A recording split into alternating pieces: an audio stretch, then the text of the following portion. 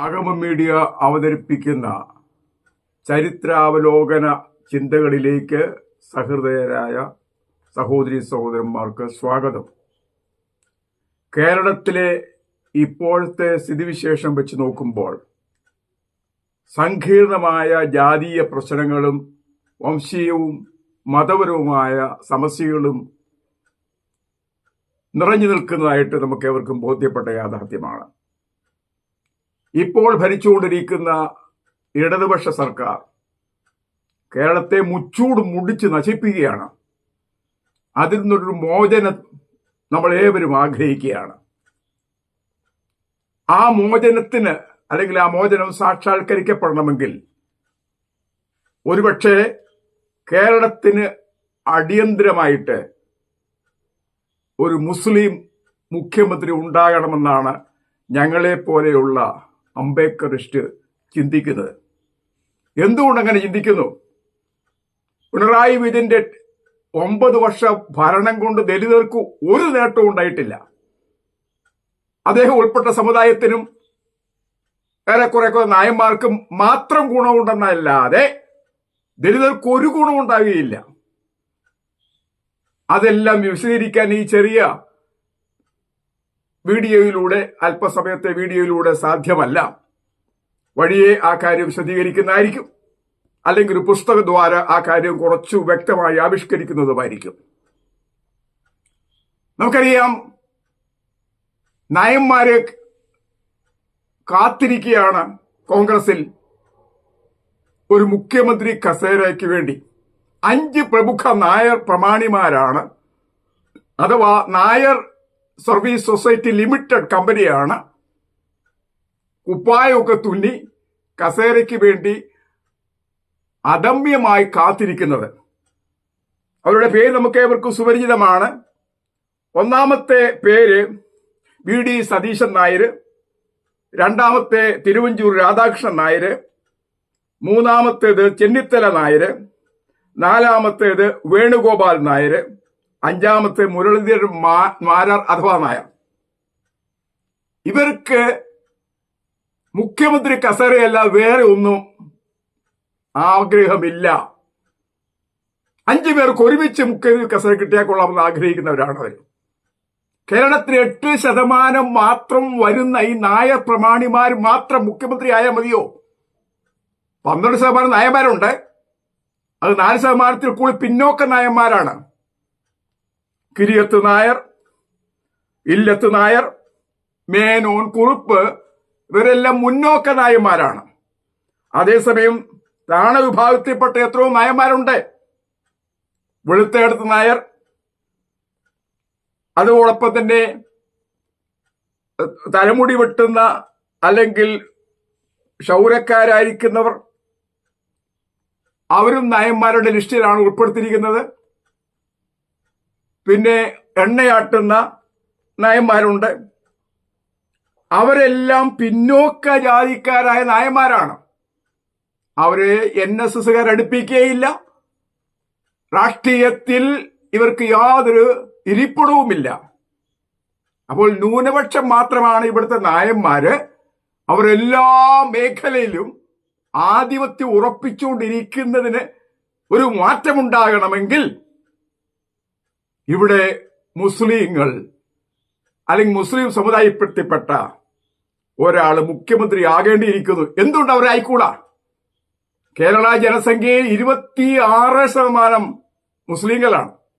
നായന്മാരുടെ ജനസംഖ്യയേക്കാൾ 3 ഇരട്ടി കൂടുതൽ. ഈഴവര് പറയുന്ന 25% ഉണ്ടെന്നാ. ഇല്ല, ആ 25%-ൽ 9% തീയന്മാരാണ്. 4-5% തണ്ടാന്മാരാണ്. ബാക്കിയുള്ളവർ മാത്രമാണ് ഈഴവരെന്ന് പറയുന്നത്. ഈഴവരിൽ തന്നെ ഈഴവാത്തി എന്നൊരു ഭാഗമുണ്ട്. അവരുടെ മുടി വെട്ടുന്ന ആളുകൾ, അവർ തികച്ചും പിന്നോക്കമാണ്. അപ്പൊ അങ്ങനെ നോക്കുമ്പോൾ ഈഴവർ ചെയ്യുന്ന പണി, ഇവിടെ 25% ജനസംഖ്യയുണ്ട്, അതുകൊണ്ട് ഏറ്റവും വലിയ ശക്തിയാണ് എന്ന് പറഞ്ഞുകൊണ്ട് മറ്റുള്ളവർക്ക് കിട്ടേണ്ട സ്ഥാനങ്ങളെല്ലാം കവർന്നെടുക്കുക. അതിനി അനുവദിക്കാൻ പാടില്ല. ദലിത് ക്രിസ്ത്യാനികൾ, അത് കൺവേർട്ട് ക്രിസ്ത്യൻസിനും പട്ടികജാതിക്കാരും ചേർന്നാൽ 17% അതായത് നായന്മാരുടെ ഇരട്ടി ജനസംഖ്യ. അവരിന്ന് ഒരു മന്ത്രി പോലും പിണറായിയുടെ മന്ത്രിസഭയിൽ ഇല്ലെന്നുള്ളതാണ് രസകരം. ഒരു ആദിവാസി വിഭാഗത്തിൽപ്പെട്ട ഒരു മന്ത്രി ഉണ്ടെന്ന് മാത്രം.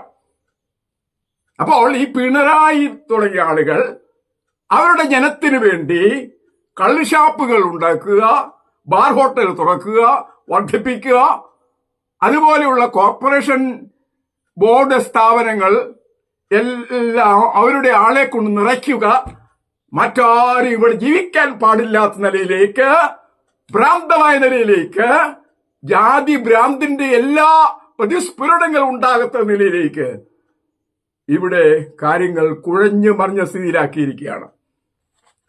അപ്പോൾ നമ്മൾ ചിന്തിക്കും, ഇവരേതാ സമത്വവാദികളാണ്, തൊഴിലാളി വർഗ പാർട്ടിയാണ്. വെറും വെറുതെ. എത്ര കോടി സ്വത്തിന്റെ ഉടമകളാണ് ഇന്നത്തെ ഈ മന്ത്രിമാർ? ആര്? ഈ ഇടതുപക്ഷ മന്ത്രിമാർ. കോടീശ്വരന്മാരല്ലാത്ത ഏതെങ്കിലും മന്ത്രി ഇടതുപക്ഷത്തിലുണ്ടോ? ബാങ്ക് കൊള്ള നടത്തുന്നു, വലിയ അഴിമതികൾ നടത്തുന്നു, PSC അംഗീകാരം കൂടാതെ പിൻവാതിലുള്ള നിയമനങ്ങൾ നടത്തുന്നു, ഡിഗ്രി പോലും പാസ്സാകാത്തവർക്ക് സെക്രട്ടറി മറ്റും പോസ്റ്റുകൾ കൊടുത്ത് പ്രൈവറ്റ് സെക്രട്ടറിമാരാക്കി ലക്ഷക്കണക്കിന് ശമ്പളം കൊടുക്കുന്നു. ഇതെല്ലാം പിണറായിയുടെ ഭ്രാന്തമായ ഭരണമാണ്. ഇതിന് അറുതി വരേണ്ടത് ആവശ്യമാണ്. ഇനി മേലാൽ ഇതുപോലുള്ള ഭരണം ഉണ്ടാകരുത് എന്ന് ഞങ്ങളെപ്പോലുള്ളവർ ആഗ്രഹിക്കുകയാണ്. മറിച്ച് കോൺഗ്രസ് വന്നാലത്തെ ഗതിയാണ് ഞാനിവിടെ ചൂണ്ടിക്കാണിച്ചത്. ഇനി അഥവാ ഒരു മുസ്ലിം മുഖ്യമന്ത്രി ഉണ്ടാകുകയാണെങ്കിൽ അദ്ദേഹം തികഞ്ഞ ഒരു മതേതരവാദി ആയിരിക്കണമെന്ന് മാത്രം. മുസ്ലിം ലീഗിനെ പോലെയുള്ള പാർട്ടിയിൽ നിന്ന് ഒരു മുസ്ലിം മന്ത്രി ഉണ്ടാകുന്നത് അഭിലഷണീയമല്ല.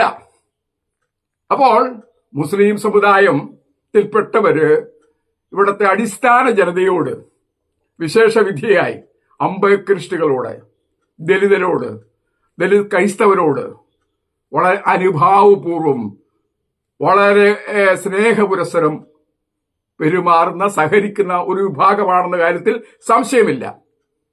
ഇവിടത്തെ ക്രൈസ്തവ പ്രമാണിമാർ, അല്ലെങ്കിൽ പൊതുവെ പറഞ്ഞാൽ റോമൻ കത്തോലിക്കയിൽ ഉൾപ്പെട്ട സിറിയൻ ക്രിസ്ത്യാനികൾ, ഇവിടെ ദലിത് ക്രിസ്ത്യരെ ഒരിക്കലും നന്നാകാൻ അനുവദിക്കാത്ത വിഭാഗമാണ്. 2 മുഖ്യമന്ത്രിമാർ ആ വിഭാഗത്തിനുണ്ടായി, AK ആന്റണിയും ഉമ്മൻചാണ്ടിയും. അതുവഴി ഒരു നേട്ടവും ഞങ്ങളെപ്പോലുള്ളവർക്ക് ഉണ്ടായിട്ടില്ലെന്നുള്ളത് തുറന്നു പറയാൻ ഞങ്ങൾ മടിക്കുന്നില്ല.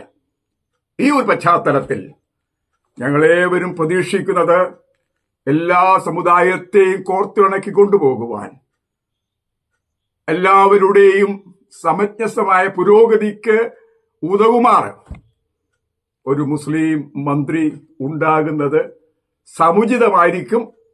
അതിലേക്കായി ഇനി ഞങ്ങളെപ്പോലെയുള്ള ചിന്താഗതിക്കാർ, ഇവിടുത്തെ അംബേദ്കറിസ്റ്റും മറ്റും അതിന് പ്രചോദനമേകും, അതിന് തയ്യാറാണ് എന്ന് പറയുവാൻ ഞങ്ങൾ മടിക്കുന്നില്ല. ആഗമം മീഡിയ ഇതുപോലുള്ള കാര്യങ്ങൾ തുറന്നു പറയും. അത് ഞങ്ങളുടെ കടമയാണ്. നിങ്ങളുടെ ഏവരുടെയും സഹകരണം പ്രതീക്ഷിക്കുന്നു. ഇത് ലൈക്ക് ചെയ്യുക, സബ്സ്ക്രൈബ് ചെയ്യുക. ഏവരെയും ദൈവം അനുഗ്രഹിക്കുമാറാകട്ടെ.